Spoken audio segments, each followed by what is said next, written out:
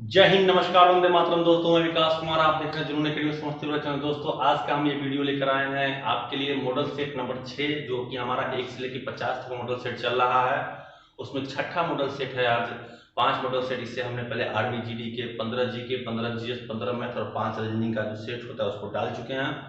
तो छठा model set हम शुरू करने जा रहे हैं। इससे पहले आप लोगों ने जितना बढ़िया तरीके से हमारे चैनल को इधर सब्सक्राइब भी किया है और हमारा कमेंट लाइक भी आ रहा है, तो इसके लिए आप सबका जुनून अकेडमी परिवार की ओर से धन्यवाद। चलिए वीडियो को स्टार्ट करते हैं। और छठा मॉडल सेट का पहला क्वेश्चन ये रहा आज का।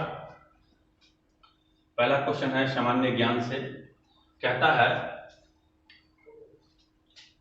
कि सार्क देशों का मुख्यालय कहाँ है। सार्क में सबसे पहले तो 8 सदस्य होते हैं, इसको आप जानिए। सदस्यों की संख्या होती है 8, ठीक है। और इसका मुख्यालय कहाँ है, दिल्ली, काठमांडू, ढाका या कराची। तो इसका मुख्यालय नेपाल की राजधानी काठमांडू में है। कहाँ है दोस्तों, नेपाल की राजधानी काठमांडू में इसका हो जाएगा। ऑप्शन नंबर बी बिल्कुल सही हो जाएगा। चलिए अगले प्रश्न की ओर चलते हैं। दूसरा प्रश्न हमारा क्या कहता है कि भारत का सबसे बड़ा वीरता का पुरस्कार क्या है। सर्वोच्च वीरता पुरस्कार जो सेना में दिया जाता है क्या है। भारत का सबसे बड़ा वीरता पुरस्कार अगर कहे तो हम लोग लगाएंगे परमवीर चक्र। उसके बाद आता है महावीर चक्र। शांति काल का सबसे बड़ा सर्वोच्च पुरस्कार वीरता का ये महावीर चक्र हो जाएगा। और ऐसे सबसे बड़ा परमवीर चक्र होता है, ठीक है, जो सबसे पहले मिला था मेजर सोमनाथ शर्मा को। मेजर सोमनाथ शर्मा। और शांति काल का सर्वोच्च गैर सैन्य पुरस्कार रहता है तो अशोक चक्र।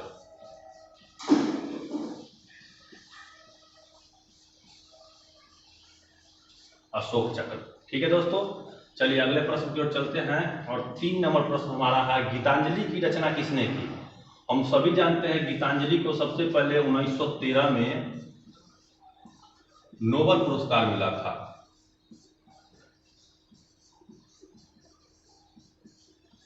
नोबेल पुरस्कार मिला था सबसे पहले 1913 में, और जिसकी रचना रविन्द्रनाथ टैगोर ने की थी। किसने की थी, रविन्द्रनाथ टैगोर ने की थी। रविन्द्रनाथ टैगोर ने इसकी रचना की थी 1913 में। भारत को सबसे पहला नोबेल पुरस्कार अगर पूछा जाए तो गीतांजलि को ही मिला था, ठीक है। ये साहित्यिक पुस्तक है। अगला प्रश्न है कि विश्वनाथ आनंद का संबंध किस खेल से है। बिलियर्ड, शतरंज, टेनिस और हॉकी। तो हम सभी जानते हैं विश्वनाथन आनंद का संबंध शतरंज से है। अगले प्रश्न की ओर चलते हैं, जो हमारा सूर्योदय का देश किसे कहा जाता है, ठीक है। सूर्योदय का देश किसे कहा जाता है, जल्दी से इसका कमेंट दीजिए, में उत्तर दीजिए दोस्तों। जो भी बंदे आर्मी की लिखित परीक्षा की तैयारी करते हैं वो जुनून एकेडमी के जुनून आर्मी एप्लीकेशन को भी प्ले स्टोर से लोड कर सकता है। इन सभी वीडियो के पीडीएफ फ्री में आपको मिल जाएंगे। वहाँ पे जितने भी प्ले स्टोर पे आपको एप्लीकेशन मिलेंगे, लगभग सभी में आपको कोर्स परचेज करने पड़ते हैं, मतलब खरीदने पड़ते हैं, पैसे लगते हैं। लेकिन हमारे यहाँ ऐसा नहीं है। हाल ही में ये एप्लीकेशन बना है, 1 हफ्ता भी हुआ है। आपको धीरे धीरे इस पर वीडियो, उसके बाद आपको जो है मॉडल सेट, उसके बाद आपको उसकी सारे चीज़ मतलब फ्री में आपको प्रोवाइड किए जाएंगे। उसमें कोई चार्ज नहीं लगेगा। तो काफ़ी आपको आसानी भी होगी और आप जुनून अकेडमी समस्तीपुर में आके भी पढ़ाई कर सकते हैं। अगर चाहे तो मतलब यहाँ रह के भी 40 दिन 45 दिन का जो कोर्स होता है उसको कंप्लीट कर सकते हैं। आर्मी जीडी के लिए, ट्रेडमैन के लिए या फिर जो भी ट्रेड है उनके लिए आप यहाँ पे कोर्स कंप्लीट करते हैं। जो बच्चे दौड़ और मेडिकल पास हैं उन सबों को यहाँ पर रहने की, खाने की, पढ़ाई की, ट्रेनिंग सब कुछ की सुविधा है, ठीक है। आप यहाँ से भी कर सकते हैं। जुनून एकेडमी बिहार के समस्तीपुर जिले में स्थित है, जो स्पेशल आर्मी की ही तैयारी करवाती है आपको, ठीक है। तो 5 नंबर क्वेश्चन हमारा कहता है सूर्योदय का देश किसको कहा जाता है, तो जापान को कहा जाता है, ठीक है। अगला प्रश्न, अंतर्राष्ट्रीय महिला दिवस कब मनाया जाता है। बहुत ही बेहतरीन क्वेश्चन है ये। अंतर्राष्ट्रीय महिला दिवस आपको 8 मार्च को मनाया जाता है। कब मनाया जाता है, 8 मार्च को। अगला प्रश्न है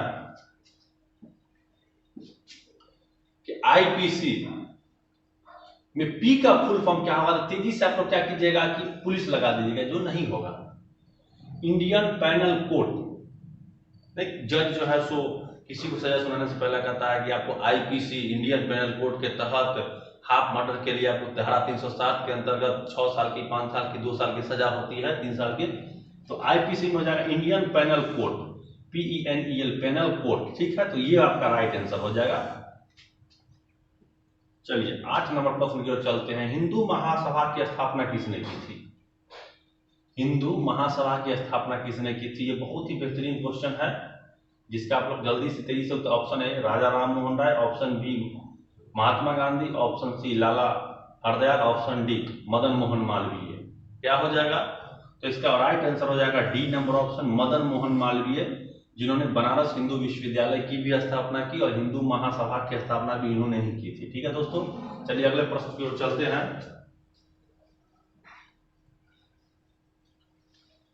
अगला प्रश्न हमारा कहता है कि हितोपदेश नामक पुस्तक के लेखक कौन है? हितोपदेश नामक पुस्तक के लेखक कौन है? तो हितोपदेश के लेखक नारायण पंडित हैं। कौन हो गए? नारायण पंडित। अगले प्रश्न की ओर चलते हैं कि वोट देने के लिए सबसे जरूरी क्या होता है? न्यूनतम उम्र क्या होना चाहिए? वोट देने के लिए न्यूनतम उम्र क्या होना चाहिए? तो वोट देने के लिए हम लोग सभी जो वोट गिराने जाते हैं, तो जो भी व्यक्ति 18 साल से कम उम्र के हैं वो वोट नहीं दे सकते, लड़के हो या लड़कियां। और शादी के लिए बॉय का उम्र, मतलब लड़के का उम्र जो है मिनिमम 21 साल, अगर 18 साल से कम अगर हो तो आप शादी नहीं कर सकते, जो गैर कानूनी माना जाएगा। बाल विवाह के क्षेत्र में आप आते हैं। ठीक है, ये सभी तैयारी आपको जो है आर्मी की लिखित परीक्षा और उसकी है होने वाली है। अगला क्वेश्चन, दमन व दीव की राजधानी कहाँ स्थित है? तो हम सभी जानते हैं दमन व दीव की राजधानी कहाँ है? दमन में ही है। कहाँ है? दमन में है। अगला प्रश्न हमारा है कि कान्हा पार्क किस राज्य में स्थित, मतलब पूछ रहा है कान्हा राष्ट्रीय उद्यान किस राज्य में स्थित है? इसमें तो रणथंभौर है, इसमें दुधवा है, इसमें कान्हा राष्ट्रीय पार्क किस राज्य में है? राजस्थान में रणथंभौर हो गया, उत्तर प्रदेश में दुधवा राष्ट्रीय उद्यान हो गया, और मध्य प्रदेश हमारा जो है इसमें कान्हा किसली, इसमें किसली भी लग सकता है, कान्हा किसली राष्ट्रीय उद्यान भी हो सकता है। ठीक है, राइट आंसर क्या हो जाएगा? ऑप्शन नंबर बी सही हो जाएगा, ऑप्शन नंबर डी। अगला प्रश्न हमारा है राज्यपाल की नियुक्ति कौन करता है? हमने कल भी आपको बताया था नियुक्ति से संबंधित जो भी प्रश्न होगा उसका उत्तर हमेशा राष्ट्रपति ही होता है। क्लियर है? तो इसका भी उत्तर क्या हो जाएगा? राष्ट्रपति। जितने भी नियुक्ति बड़े बड़े शीर्ष पद पर है भारत सरकार के, सबकी नियुक्ति राष्ट्रपति के द्वारा की जाती है। ठीक है, अगला प्रश्न हमारा,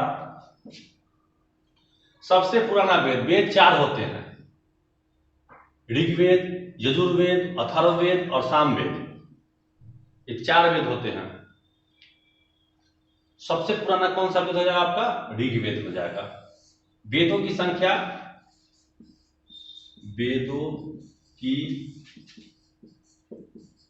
संख्या 4। क्लियर है? चलिए आगे चलते हैं। वेदों की ओर लौटो नारा किसने दिया था?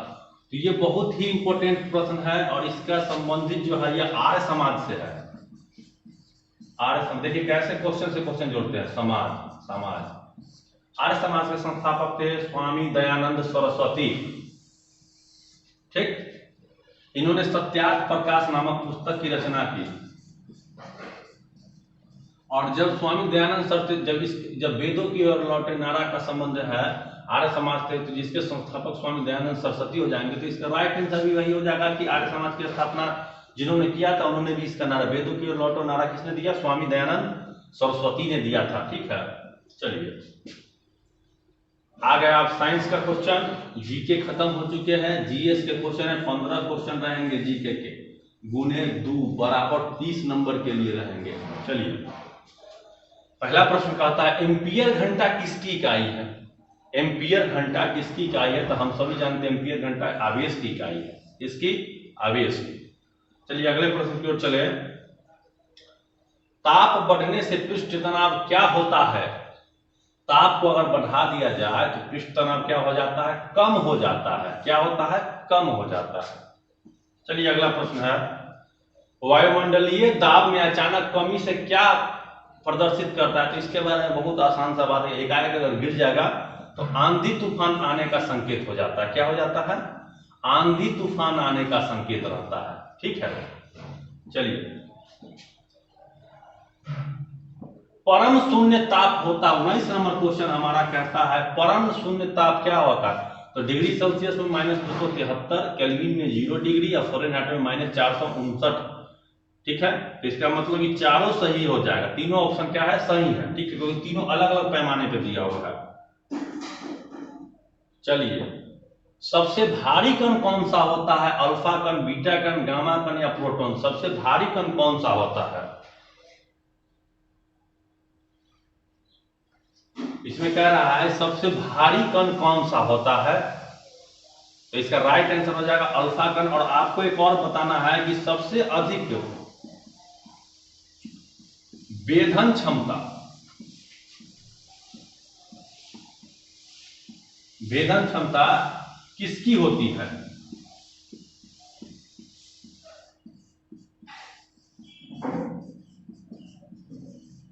ठीक है, HW रहेगा, आप लोग जवाब जरूर दीजिएगा। अगला प्रश्न है,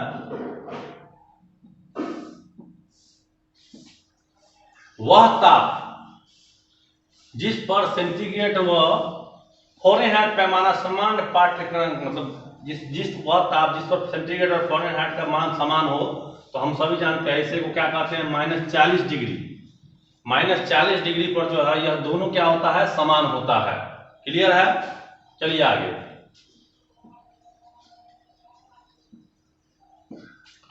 नीला थोथा, नीला थोथा का रासायनिक नाम क्या होता है? A number sodium chloride, B number potassium nitrate, C number ferrous sulphate और डी नंबर कॉपर सल्फेट। तो क्या हो जाएगा इसका उत्तर? इसका राइट आंसर हो जाएगा कॉपर सल्फेट। क्या हो जाएगा? Copper sulphate. चलिए अगले प्रश्न की ओर चलते हैं।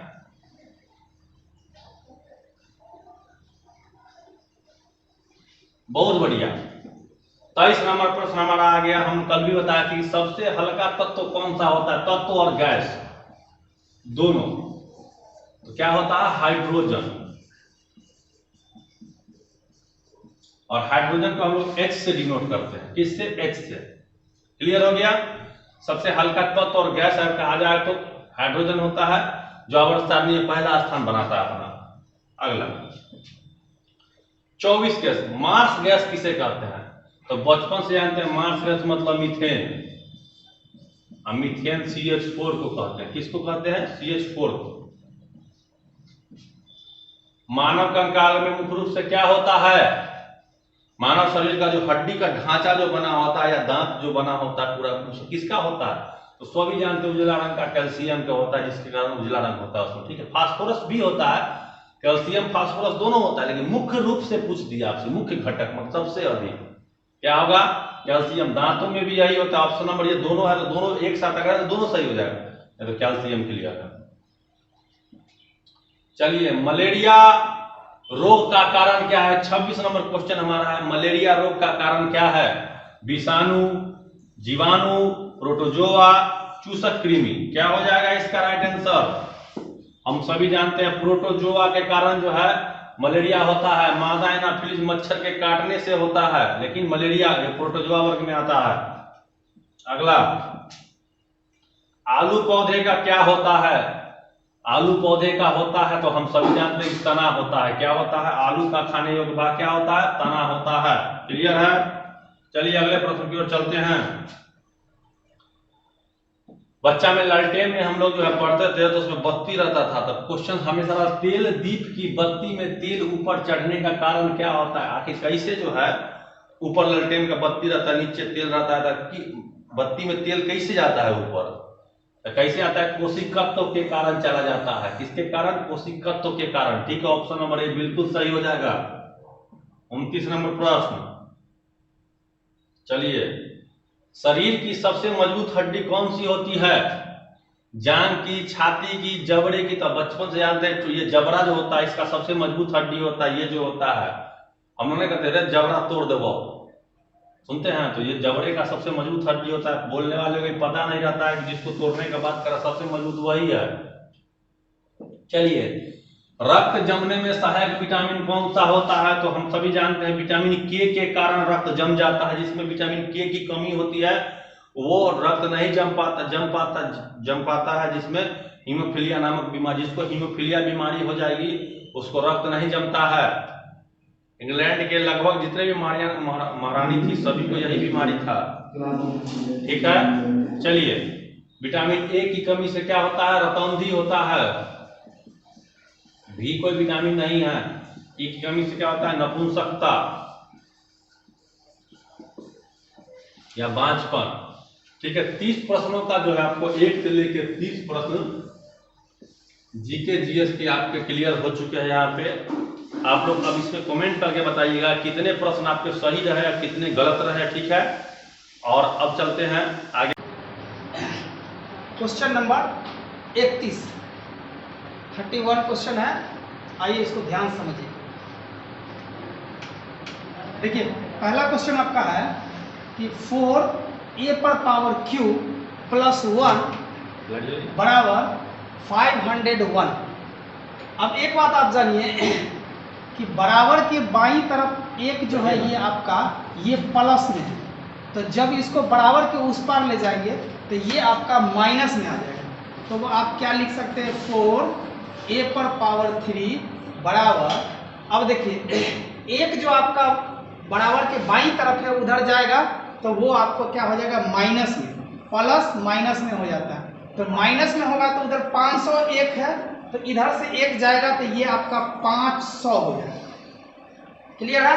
आइए अब आपको देखना है कि एक के साथ 4 जो है वो गुना में है, तो बराबर के उस पार जाएंगे तो बटा में या भाग में या ऊपर से ऊपर काट दीजिए। आप काटिएगा ऊपर से तो 4 का पहाड़ा एक बार पढ़े, 4 एक कम 4, फिर 1 और 0 10, 4 दूना 8 और ये हो गया आपका 20, 4 पंचे 20। इस तरह से आपका आ गया 125।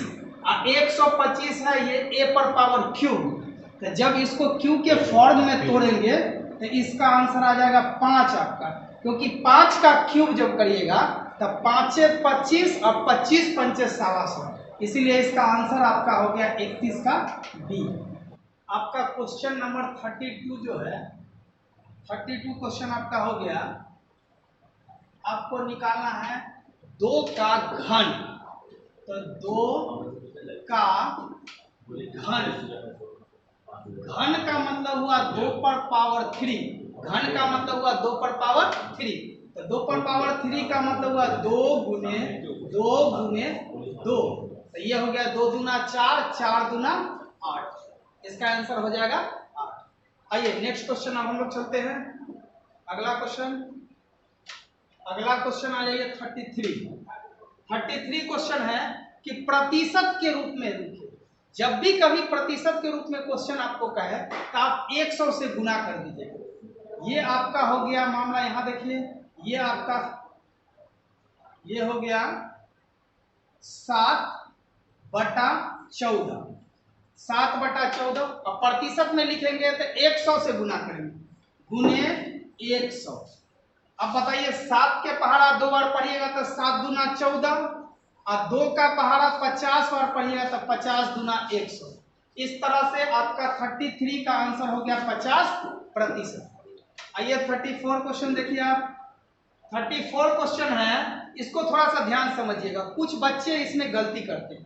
क्या गलती करते हैं थोड़ा समझिए। समझने वाली बात यह है आपको कि 900 रुपया का मतलब होता है गुना, तो आपको ध्यान रखना है 900 रुपया का मतलब गुना कितना है उसके जगह पे आप रख दीजिए x।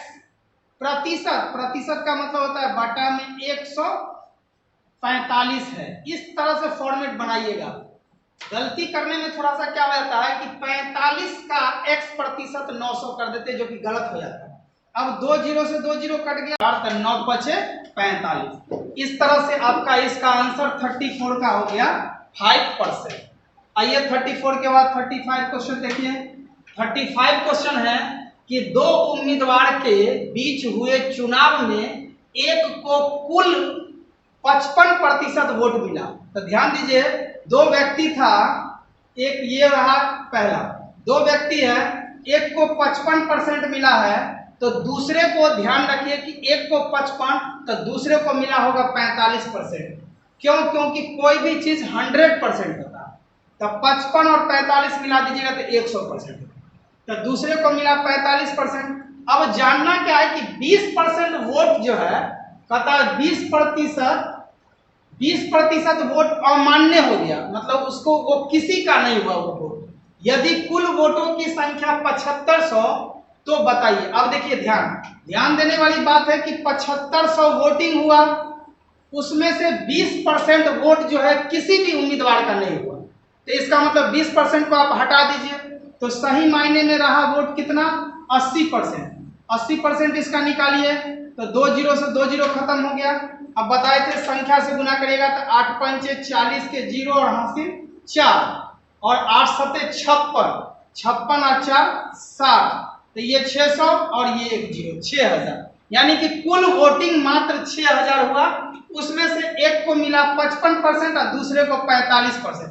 तो आपको पूछ रहा है दूसरे उम्मीदवार, तो दूसरा का पूछ रहा है, तो दूसरा का तो 45% है, तो इसको निकालिएगा 45 और बटा में 100, 2 जीरो से 2 जीरो खत्म, फिर आ गया 6 और 0, तो बताइए 45 का 6 पंचे 30, 6 का गुना 5 से करिएगा तो 6 पंचे 30 के 0 हासिल 3, 6 चौक 24 और 3 27, और ये वाला 0।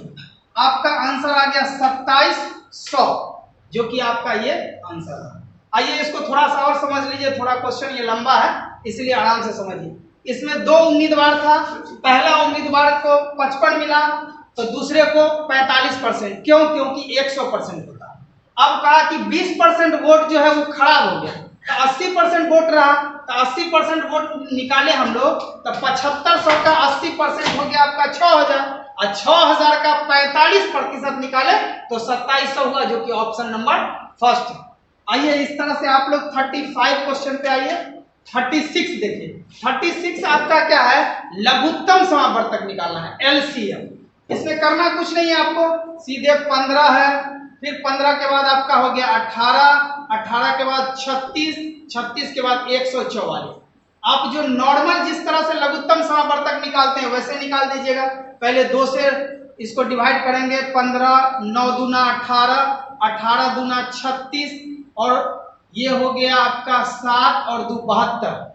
फिर आप इसको अगर डिवाइड करिएगा 2 से, तो 15 को आप टच नहीं कर सकते हैं, 9 नहीं कर सकते हैं टच, 9 हो गया 18 का, ये हो गया आपका 36 दूना 72। फिर आप 3 से लगा दीजिए, 3 से अगर डिवाइड करिएगा, 3 पचे 15, 3 तिहाई 9, 3 तिहाई 9, 12 तिहाई 36। आइए फिर यदि हम इसको लगाते हैं 3 से, अगर 3 से डिसाइड करेंगे तो आपका है 5, फिर है आपका 3, 3 और 12। बताइए 3 से अगर डिवाइड करेंगे तो 5 सेम रह जाएगा, 3, 3 एकदम 3, 3 चौक 12। इस तरह से सारा डिवाइडेशन खत्म हो गया। अब आप गुना करिए, 2 दूना 4, 4 तिहाई 12, 12 तिहाई 36, 36 का पहाड़ा 5 बार पढ़िए, तो 36 पंचे आपका हो गया, 6 पंचे 30 के 0 हासिल 3, 5 तिहाई 15, 3 18, 180। अब 180 को 4 से बताए हैं 0 का, तो 18 का पहाड़ा 4 बार पढ़ दीजिए, 8 चौक 32 के 2 और हासिल 3, 4 एकम 4, 3 7, 720। इस तरह से आपका एलसीएम जो है नॉर्मल तरीका से निकालिएगा, जो कि आपका 720 आएगा। थोड़ा सा समझने के लिए हम कैलकुलेशन कर देते हैं, अदरवाइज आप समझते होंगे। 37 देखिए, 37 है क्वेश्चन कि 5 संख्याओं का औसत 15। जब भी कभी आपका संख्या और औसत दे तो आपको कुछ नहीं करना है, संख्या और औसत को आपस में गुना करिए। तो संख्या और औसत को गुना किए तो 5 गुने 15, तो 15 के पहाड़ा 5 बार यदि आप पढ़िएगा तो 15 पचे 75 हो गया। 5 संख्या का औसत मतलब 15 दिया, तो कुल हो गया आपका 75। इसमें से 4 संख्या आपको दे दिया। 4 संख्या क्या दे दिया? 4 संख्या में पहला संख्या 18 दे दिया, दूसरा संख्या 9 दे दिया, तीसरा संख्या आपका 21 है, और चौथा संख्या 16 है। आपस में चारों संख्या को जोड़ दीजिए, तो ये हो गया आपका 6 और 1 7, 9 7 16, 16 4 20 4 24 के 4 हासिल 2, तो 2 और 1 3, 2 5 और 1 6, 64। तो देखिए 5 संख्या 75 है और 4 संख्या 64 है, तो 75 में से 64 को आप घटा दीजिए तो कितना हो गया? 5 में से 4 गया 1, 7 में से 6 गया 1, 11 आ गया। इस तरह से आपका पांचवा आंसर क्या हुआ? पांचवा संख्या 11, जो ऑप्शन नंबर फर्स्ट। 37 का आइए 38 क्वेश्चन देखिए। 38 क्वेश्चन है कि एक वस्तु को 160 रुपया में बेचने पर, यानी कि 160 रुपया आपका विक्रय मूल्य हो गया और 20 रुपया की हानि होती है। यदि 20 रुपया की हानि होती है, इसका मतलब आप जान रहे हैं कि उसको खरीदे कितना में थे आप? 180 में। तो देखिए आपका विक्रय मूल्य हो गया, मतलब बेच दिए आप 160 में और खरीदे आप कितना में इसको? क्रय मूल्य आपका हो गया 180 रुपया, तभी तो आपका 20 रुपया का हानि हुआ। तो 20 रुपया का हानि, आप हानि प्रतिशत निकालिएगा तो आपको फॉर्मूला पता होगा, हानि गुने 100, हानि गुने 100 अब बटा क्रय मूल्य। क्रय मूल्य हो गया आपका 180, हानि गुने 100 बटा क्रय मूल्य। अब बताइए 0 से 0 कट गया, 2 का पहाड़ा 9 बार पढ़ लिए, ओवरऑल आपका 100 बटा 9, 100 बटा 9 का मतलब हुआ 11.1/9, ये आपका प्रतिशत। 38 का क्वेश्चन नंबर 1। आइए 39 क्वेश्चन समझिए। 39 में आपको कहता है कोई धन, ये साधारण ब्याज का क्वेश्चन है, कहता है कोई धन 10 वर्ष में 2 गुना। तो याद रखिएगा कि जितना गुना करेगा उससे 1 कम आप लिखिएगा। तो यहाँ पे कह रहा है आपका 2 गुना, तो 2 गुना से 1 कम कितना होता है? 1 गुना। 2 गुना से 1 कम आपका हो गया 1 गुना। आइए 10 वर्षों में 2 गुना, तो 2 गुना से 1 कम हो गया 1 गुना। कितने साल में है? 10 साल में। ध्यान दीजिए 10 साल में आपको है 2 गुना से 1, तो 2 गुना से 1 कम की 1, कितने साल में? 10 साल में। कितने साल में? 10 साल में। तो आपको कहते हैं तिगुना कितने साल में होगा? बताए कि जितना गुना है उससे 1 कम करिए, तो तिगुना से 1 कम करिएगा तो कितना होगा? 2। अब पूछ रहा है कितने साल, तो साल के जगह पे x। अब देखिए क्रॉस मल्टीप्लाई करिएगा तो 10 गुना 20, तो कितना आ गया आंसर? 20 वर्ष, जो कि पहला ऑप्शन हुआ 39 का पहला। आइए अब 40 क्वेश्चन को समझिए। 40 नंबर क्वेश्चन आपका है कि एक किसी काम को 9 दिन में समाप्त करता है। तो ध्यान दीजिए ए जो है 9 दिन में काम समाप्त किया, तो 1 दिन में कितना काम करेगा? तो जब भी कभी 1 दिन का पूछेगा तो 1 ऊपर लिख दीजिए और जितना दिन का उसको नीचे, 1/9। ये आपका आंसर हो गया 40 का सी। अब आइए क्वेश्चन नंबर 41 आप देख लीजिए। 41 में क्वेश्चन में कहता है कि 160 मीटर लंबी एक रेलगाड़ी 160 मीटर लंबे प्लेटफॉर्म को, तो आप ध्यान रखिए कि जब भी कभी रेलगाड़ी अगर प्लेटफॉर्म को पार करती है या रेलगाड़ी किसी दूसरे रेलगाड़ी को पार करेगी, तो उस दोनों स्थिति में दोनों की लंबाई आपस में जोड़ दीजिए। और यदि रेलगाड़ी किसी पोल, किसी आदमी, किसी खंभे को पार करेगी तो लंबाई जोड़ने की जरूरत नहीं होता है। तो यहाँ पे दूरी आपका 160 और 160, जो रेलगाड़ी की लंबाई और पुल की लंबाई दोनों जुड़ गया, तो 160 आपका हो गया 320 हो गया। और आपका समय लगता है 16 सेकेंड। तो चाल हम लोग निकालने हैं, तो चाल बराबर होता है दूरी बटा समय। चाल बराबर दूरी बटा समय, तो 16 का पहाड़ा 2 बार पढ़िए, 16 दूना 32, 20। और ये जो आ गया ये आपको मीटर प्रति सेकंड है, मीटर प्रति सेकंड। इसको हम लोग को आंसर लाना है किलोमीटर प्रति घंटा में। तो ये छोटा है तो इसको बड़ा से गुना करेंगे, 18/5। ये बड़ा क्या होता है? तो देखिए 5/18 को हम लोग छोटा कहते हैं, 18/5 को बड़ा कहते हैं। 5 का पहाड़ा 4 बार पढ़िए, 5 चौक 20, बच गया 4 गुने 18, 18 चौक 72। तो ये आंसर आपका आ गया 41 का सी। आइए 42 क्वेश्चन देखिए। 42 का था ये MDH का क्वेश्चन, समय और काम का क्वेश्चन है कि यदि 12 आदमी एक काम को 20 दिन में करता है, तो जितना आदमी रहेगा जितना दिन में करेगा गुना कर दीजिए। 12 आदमी 20 दिन में, तो 12 गुने 20, क्यों? क्योंकि MDH, M मतलब आदमी, D मतलब दिन और H मतलब होता है घंटा, तो घंटा का कोई चर्चा नहीं इसमें। तो कहता है 15 आदमी, तब M के जगह पे 15 कितना दिन में करेगा, तो दिन के जगह पे दिन या X रखिए। अब बताइए 5 के पहाड़ा 3 बार पढ़िएगा, 5 तिहाई 15, 5 के पहाड़ा 4 बार पढ़िए, 5 चौक 20, फिर 3 का पहाड़ा 4 बार पढ़ दीजिए। अब आपका बच गया 4 गुने 4, तो 4 का पहाड़ा 4 बार पढ़िएगा, 4 चौका 16, 4 गुने 4 बराबर 4 चौका 16, 16 दिन में काम खत्म हो जाएगा। इस तरह से 42 कंप्लीट हो गया आपका। आइए 43 क्वेश्चन देखिए। 43 क्वेश्चन में वर्गमूल निकालना है और 0.1 का, तो ध्यान दीजिए वर्गमूल आपका निकालना है 0.1 का। अगर प्रॉब्लम है तो आप क्या करिए, क्योंकि 2 अक्षर वाला ज्यादा आसानी से बन जाता है वर्गमूल, इसीलिए पॉइंट के बाद आप कितना भी जीरो दे दीजिए कोई फर्क नहीं पड़ता। तो इसको मान लीजिए आपका 10, क्यों? क्योंकि एक संख्या 1 था तो इसके आगे 0 लगा दिए तो 10 हो गया। और 10 का वर्गमूल आपको पता होगा कि 10 का वर्गमूल होता है 3.16, 10 का वर्गमूल होता है 3.16 और यहाँ पॉइंट वाला है तो 3 से पहले एक पॉइंट लगा दीजिए, तो 3 से पहले एक पॉइंट लगा दिए तो आंसर हो जाएगा 0.316। तो यानी कि 43 का आंसर हो गया सी। आइए 44 देख लीजिए। 44 आप देख लीजिए। आप 44 क्वेश्चन में है कि कहता है बटा के रूप में आपको दे दिया है और इसमें बोलता है सबसे बड़ा कौन है।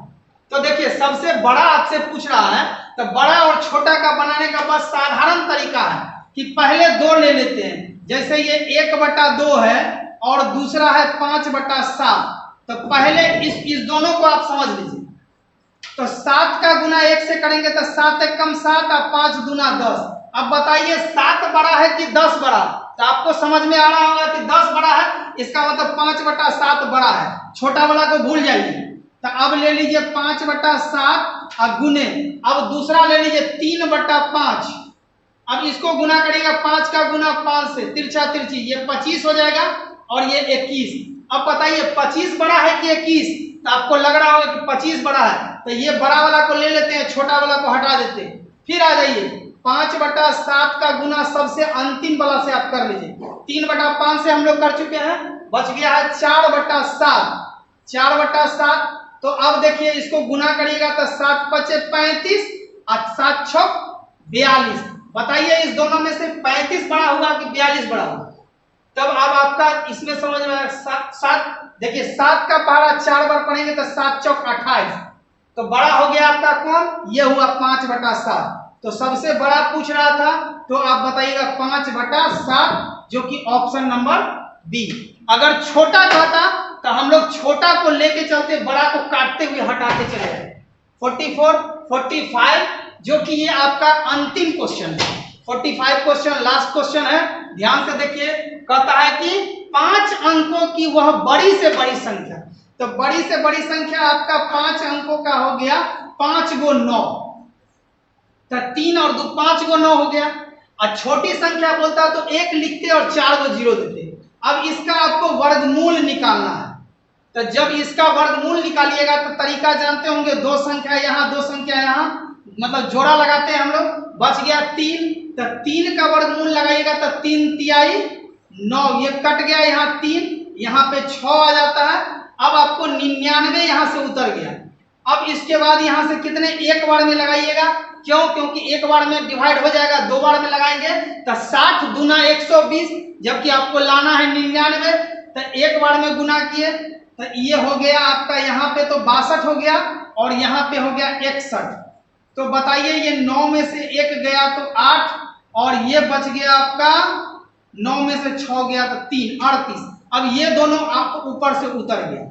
अब यहाँ से देखिए 6 बार में लगाएंगे, 6 बार में तो ये हो जाएगा 336, तो इसको हो गया 626 को 6 से गुना करिएगा, 6 × 1 36 के 6 हासिल 3, 6 दूना 12 और 3 15 के 5 हासिल 1, 6 × 1 36 और 1 37, 37 56।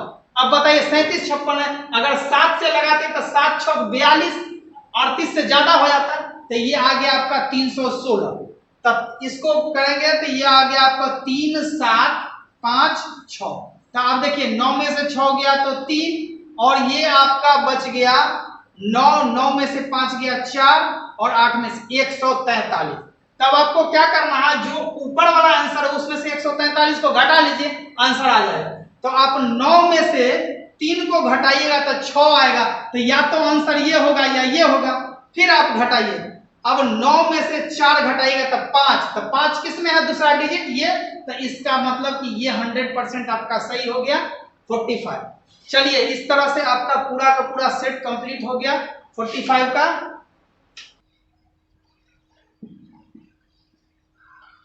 कि 1 2 4 7 11, तो अंतर देखते हैं। 1 और 2 के बीच में 1 का अंतर, 2 और 4 के बीच में 2 का अंतर, 4 और 7 के बीच में 3 का अंतर, 7 और 11 के बीच में 4 का अंतर।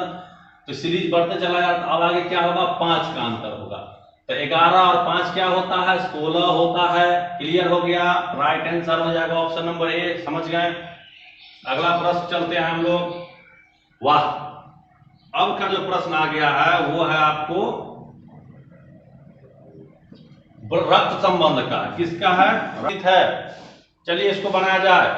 कहता है x, इसको ये रहा आपका x, ठीक है। अब ये लड़का है कि लड़की पता नहीं हमको, इसलिए लिख देते हैं x y के बेटे। तो y का सबसे ऊपर है y लो, y के बेटे, ठीक है। तो x y के बेटे, तो ये क्लियर हो गया आपको कि ये जो है आपको लड़का हो गया। x y के बेटे का भाई है। तो फिर यहां पे एक और, ये भी प्लस हो गया, ये भाई, ये भी प्लस हो गया। फिर से समझिए इसको, रिलेशन को। x जो है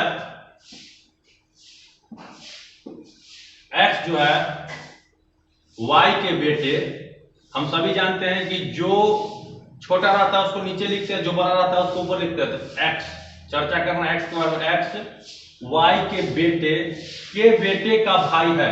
यहां तक समझ में आ गया। तो अब y जो है लड़का है कि लड़की है, इसको पता करना है।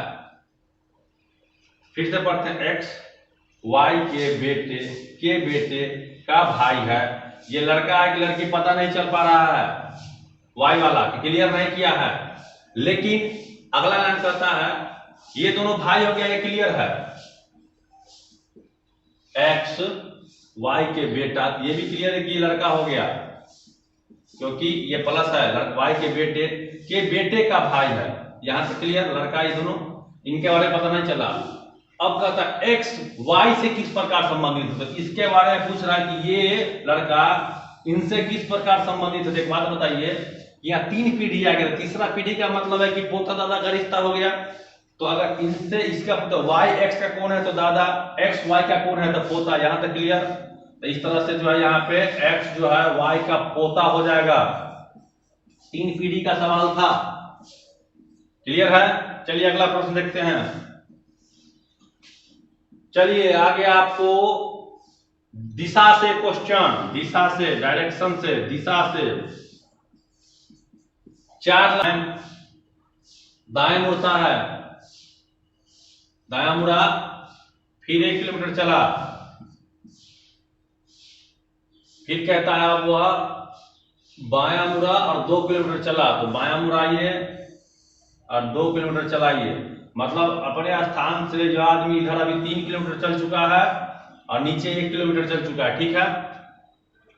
अब कहता है कि फिर से इस आदमी को बायां मुड़ा के और 5 किलोमीटर ले जाना है। तो बायां मतलब ऊपर और 5 किलोमीटर, ठीक है, 5। अब कहता है कि प्रारंभिक स्थान से यह कितना दूर है। तो प्रारंभिक स्थान निकालने के लिए यहाँ इसका प्रारंभिक स्थान हुआ और बच्चा यहाँ पे है, तो यहाँ से यहाँ खींचिए और यहाँ से यहाँ। अब देखना है कि यहाँ से यहाँ का दूरी कितना, तो 3 किलोमीटर, और यहाँ से यहाँ का दूरी कितना, तो ये 5 था लेकिन 1 हम पहले चल चुके तो बचा 4। तो +4 रूट में चला जाएगा, दोनों का स्क्वायर लग जाता है। जब भी कर्व निकालना हो तो स्क्वायर लगाना पड़ता है, ठीक है। तो 3 का स्क्वायर 9, प्लस 4 का स्क्वायर 16, रूट में है टोटल हो जाएगा 25, रूट टूटेगा तो 5, राइट आंसर हो जाएगा 5। एक बार फिर समझिए कि एक आदमी यहाँ से 1 किलोमीटर चलता है पूरब की तरफ, फिर दायां मुड़ के 1 किलोमीटर चलता है, फिर बायां मुड़ के 2 किलोमीटर, फिर बायां मुड़ के 5 किलोमीटर। तो ये आदमी यहाँ पे है, इसका घर यहाँ पे है, तो सीधे तो नहीं आएगा, ऐसे घूम के, तो यहाँ से यहाँ आने के लिए कर्व निकालना पड़ता है। तो मतलब जितना बचा हुआ इधर जितना कुल दूरी निकाल देंगे तो हमारा निकल जाता है। इस तरह से हमारा 5 किलोमीटर हो जाता है। चलिए अगला प्रश्न हमारा है 49 नंबर, बहुत बढ़िया सवाल है। जेड को 52 लिखते हैं, एसीटी को 48 लिखते हैं, तो बीएटी को क्या लिखेंगे? समझिए बात को।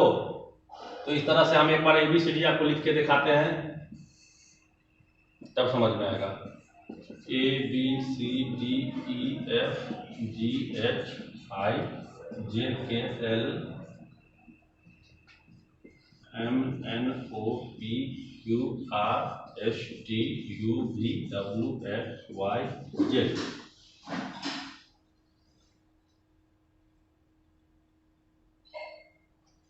देखिए जेड का स्थान जो है यहां पे देखिए, जेड का स्थान कितना है? जेड का स्थान 26 हो जाएगा। 26 गुने 2 52 कर दिया, 26 में गुने 2 बराबर 52 कर दिया। उसी तरह यहाँ पर डबल करना है, ए को ए का स्थान 1, सी का स्थान 3 और टी का स्थान 20। 20 और 3 23 से 24 गुना 48, तो ये 48 आ गया। उसी तरह बी ए टी का निकालना, तो बी ए टी का बी का 2, ए का 1 और टी का 20। 20 2 22 23, 23 गुने 2 बराबर 46। 46 इज द राइट आंसर। हो गया। चलिए अगले प्रश्न और अंतिम प्रश्न की ओर चलते हैं, जो 50 नंबर हमारा प्रश्न है। क्या कहता है देखिए, ये भी उसी तरह का सवाल है। कहता है डी ओ डब्ल्यू एन को एफ क्यू वाई पी लिखा जाता है, तो बीच को क्या लिखा जाएगा इसी भाषा में? तो डी और एफ के बीच में कितना का दूरी है? देखिए डी के बाद होता है ई एफ, 2 बढ़ा दिया, ओ के बाद क्यू, ओ पी क्यू 2 बढ़ा दिया, डब्ल्यू के बाद वाई,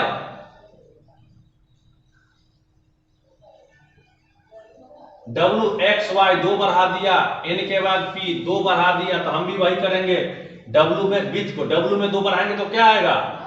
डब्ल्यू में 2 बढ़ाएंगे तो वाई, ठीक। आई में 2 बढ़ाएंगे तो के, टी में 2 बढ़ाएंगे तो भी, और एच में 2 बढ़ाएंगे तो जे। वाई के भी जे, वाई के भी J is the right answer. Clear हो गया? बस प्लस प्लस 2 कर देना दशम में। इस तरह से आपके 50 प्रश्नों के सेट आज पूरे हो चुके हैं। आप लोग एंजॉय लीजिए, बनाइए पूरा, कमेंट कीजिए किस तरह से आपने इसको बनाया है, ठीक है। और अगर कहीं कुछ क्वेश्चन में आगे पीछे हो तो जरूर कमेंट में बताइए, ठीक है। और जुनून एकेडमी से इसी तरह जुड़े रहिए, अपना प्यार बनाए रखिए। और इस तरह के वीडियो पाने के लिए जुनून एकेडमी समस्तीपुर के चैनल को लाइक, सब्सक्राइब और शेयर जरूर करें।